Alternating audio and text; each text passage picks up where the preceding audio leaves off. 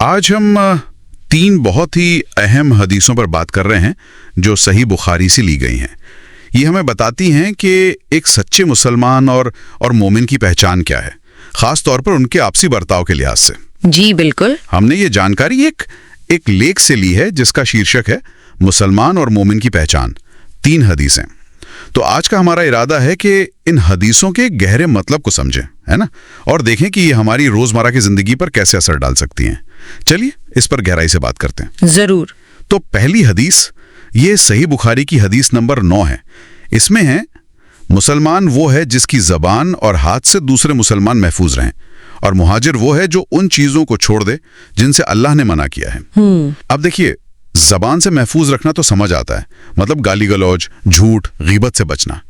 پر یہ ہاتھ سے محفوظ رکھنے کا مطلب کیا یہ صرف مار پیٹ سے بچنا ہے یا اس کا دائرہ آج کے زمانے میں اور بڑا ہے؟ کیا کہتی ہیں آپ؟ اپنی طور پر نقصان پہنچے وہ سب اس میں شامل ہے. اچھا، یہ تو بہت وسیع مطلب ہوا. جی ہاں، یہ حدیث اصل میں یہ بتاتی ہے کہ اسلام صرف کچھ عبادتوں کا نام نہیں ہے، بلکہ یہ ایک پورا نیتک نظام ہے، ایک مکمل نظام اخلاق. اور اسی حدیث کا جو دوسرا حصہ ہے مہاجر والا، وہ بھی بہت گہرا ہے. عام طور پر تو ہم مہاجر اسے کہتے ہیں جو وطن چھوڑ دے، لیکن یہاں اس کا مطلب ہے گناہوں کو چھوڑ دینا. وہ ساری چیزیں جن سے اللہ نے منع کیا ہے ان کو ترک کر دینا.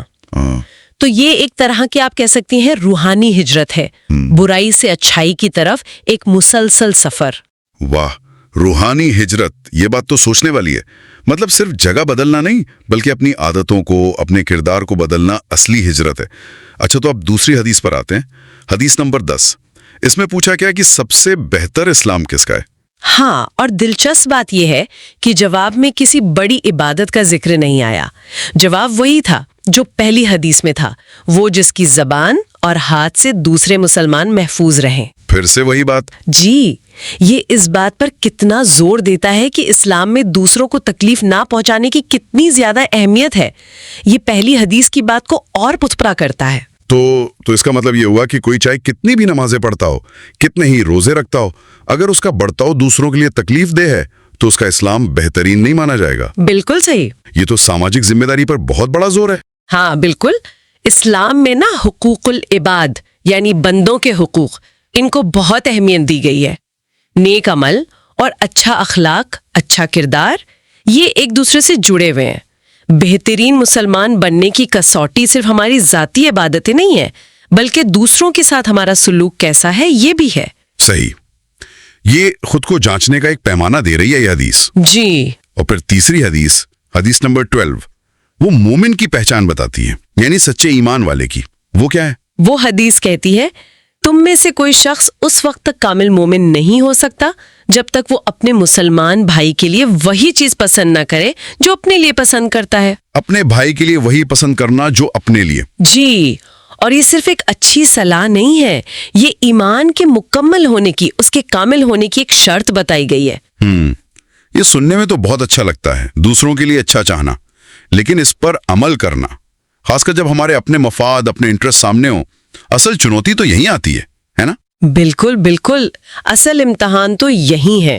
تو کیا یہ اصول صرف ایک اچھی سوچ تک محدود ہے یا اس کے کچھ اور گہرے معنی ہیں روزمرہ کی زندگی میں؟ نہیں، یہ صرف سوچنے تک نہیں ہے، یہ عمل تک جاتا ہے.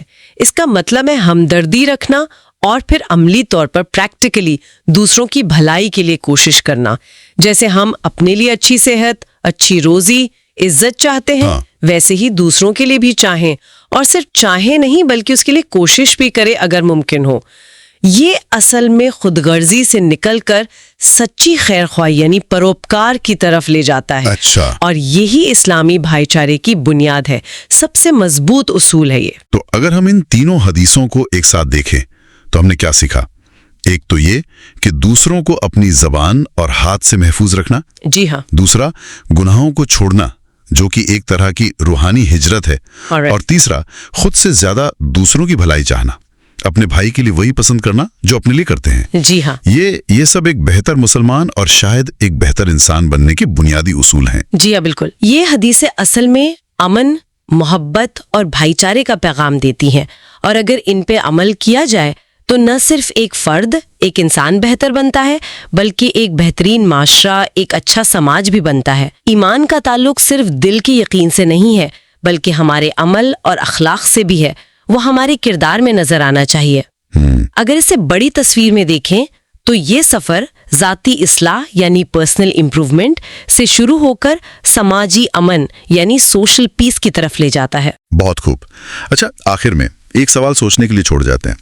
ذرا سوچئے، اگر ہر انسان صرف اس ایک اصول کو کہ دوسروں کے لیے وہی چاہو جو اپنے لیے چاہتے ہو، اگر اسے اپنی زندگی میں پوری طرح اپنا لے تو ہمارے آپسی رشتوں میں اور دنیا کو دیکھنے کے ہمارے نظریے میں کتنا بڑا اور کتنا پازیٹیو، کتنا مثبت بدلاؤ آ سکتا ہے۔ آپ سے گزارش ہے کہ ان ویڈیوز کو آگے لوگوں تک ضرور پہنچائیں، کہ ایسا اس لیے کریں تاکہ شاید کسی کے دل میں ایمان کی لو پھر سے روشن ہو جائے، کسی کا ایمان تازہ ہو جائے، کہ اس کا اثر بہت بڑا ہو سکتا ہے۔ جیسے کتنے دلوں کو سکون دے سکتی ہے، کتنے لوگوں کو صحیح راہ دکھا سکتی ہے۔ آپ کی ایک شیئر کی وجہ سے کسی کی زندگی بدل جائے، کسی کا ایمان مضبوط ہو جائے، یہ بات سیدھی امید جگاتی ہے۔ ایک کلک وہ کسی کے لیے بہت بڑا ثابت ہو سکتا ہے، کسی کی بھلائی، کسی کا ایمان بچانا۔ عمل کے پیچھے ایک نیک ارادہ اور بڑی امید جوڑ دیتی ہے یہ بات۔ اللہ ہم سب کو اس خدمت کو کرنے کی توفیق عطا فرمائے۔ جزاک اللہ خیر، کہ یہ عمل اپنے آپ میں ایک مکمل نیکی ہے۔